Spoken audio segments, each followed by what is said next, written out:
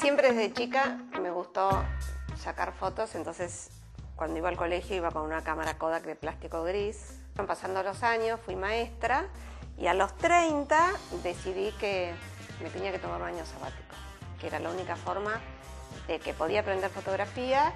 Y cuando terminé de estudiar me ofrecieron si quería hacer unos trabajos y como soy osada, aunque no sabía mucho, dije que sí. Y entonces empecé haciendo como fotografía social y después me vino una gran oportunidad que es ser fotógrafa de prensa. Y eso fue como un gran cambio, porque en la fotografía de prensa hay que ser sumamente observador, hay que ser muy rápido, hay que competir mucho con los que están al lado tuyo.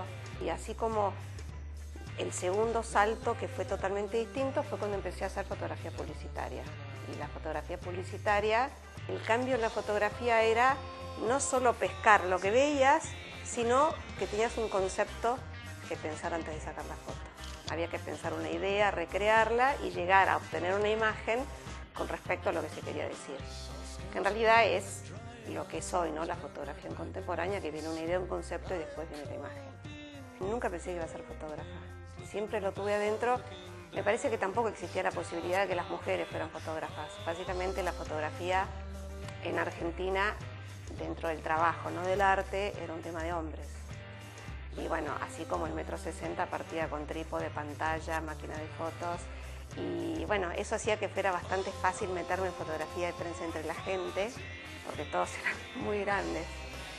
Yo soy muy activa, entonces siempre la meta está siempre delante como una zanahoria que no se alcanza y se deja de disfrutar esos momentos en una choza. Vivir en ese lugar era durmiendo ahí y además conociendo una gente increíble con un corazón muy abierto. Dentro de la cultura inca hay algo que me parece que es muy importante, que tiene que ver con la ancianidad, ¿sí? Que la ancianidad es respetada y es como alabada por su sabiduría.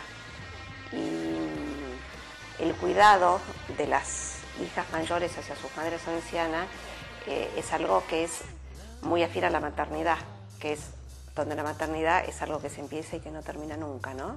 Que volvemos como un ciclo.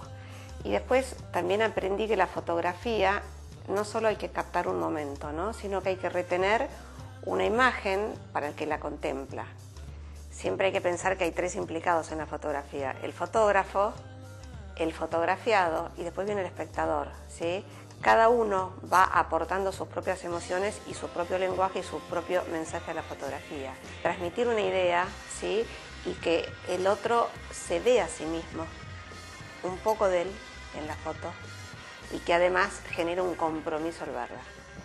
Cuando yo empecé a trabajar de fotógrafa, ya tendría como 33, 34 años, los chicos eran chicos, y yo necesité un marido como el que tengo, que es un pilar. Y que me parece que hubo algo que fue distinto en nuestro matrimonio, que es que lo masculino y lo femenino, o el padre y la madre, ambos somos padres y madres de los chicos. Y me parece que siempre la fotografía, la imagen y el modo de mirar la vida, que para mí es la fotografía, siempre estuvo en casa. El tipo de fotografía que yo hago, que tiene que ver más con la antropología, como meterme adentro profundamente en las culturas, ¿sí? Y eso me llevó a viajar por todo el mundo y sentirme inmersa, ¿sí? En los núcleos familiares, en las comunidades.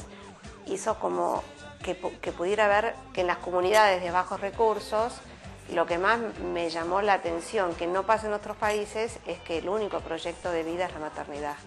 Empezaba a los 13 años con el mismo afán de querer llegar a una vida sin no tenerlo. También la maternidad, para muchas culturas, se alargó el periodo de ser madres activas, ¿sí? Y estas madres de estos niños son madres de sus hijos y también de sus madres. Es como que la maternidad se empieza en el momento que se gesta, que uno queda embarazado y me parece que es para toda la vida, no hay un corte, ¿sí? Aunque tus hijos se vayan de tu casa o que se casen, desde el cuidado, la atención o la preocupación, siempre es algo que está y que se vive internamente. En las sociedades más desarrolladas, lo que veo es que la madre se vuelve mucho más individualista, entonces la maternidad sufre una gran prórroga hasta los 33, 34 años, son madres mucho más grandes y esto es porque primero quieren realmente cumplir con el deseo de realizarse desde lo laboral, desde lo económico, desde una posición, y entonces ahí veo como una gran dicotomía entre una comunidad de bajos recursos y una sociedad desarrollada. En realidad me parece que al tener la maternidad como único futuro que puedan lograr, único proyecto de vida, se transforma como en el niño es el tesoro. Y además no hay otra cosa. La mirada es en el niño y el niño y además es mi tesoro. Y me parece que eso hace como que la maternidad esté como flor de piel, y además se ve en las comunidades que el que es madre de todos los niños. Hay algo que es muy distinto, que la maternidad se vive mientras se camina en la aldea, mientras se recoge la chagua, mientras se ve a un niño perdido, lo reconocen por nombre, saben quién es, no hay el niño ajeno, ¿sí?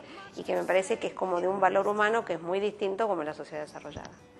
Bueno, hablando de esto, que una vez que uno es madre, sí, es madre para siempre, y que además no es madre solo de su hijo, sino que es madre de la comunidad y es madre de la sociedad. Y entonces la madre vela por todos.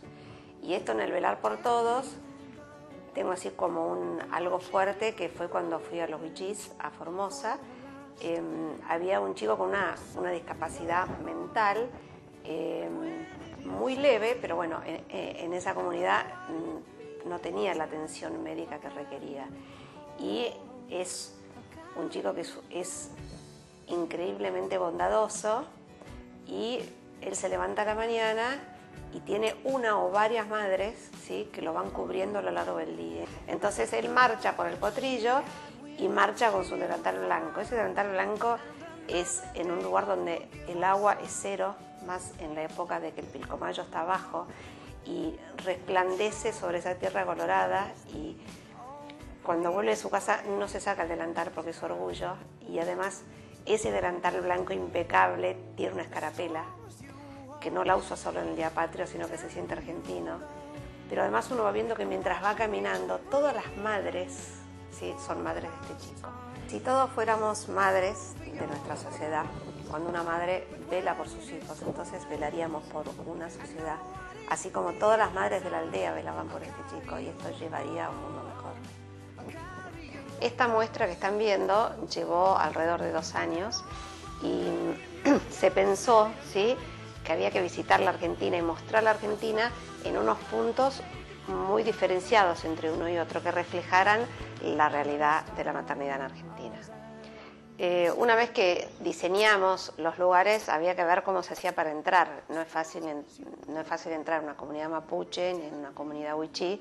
Son muy celosos de su entorno, y me parece que lo que hace que se abran las puertas es como la sinceridad con lo que uno va y demostrarse tal cual uno es. O sea, creo que esto de yo soy el otro, yo me puedo poner en el lugar del otro, y entonces no genero distancias.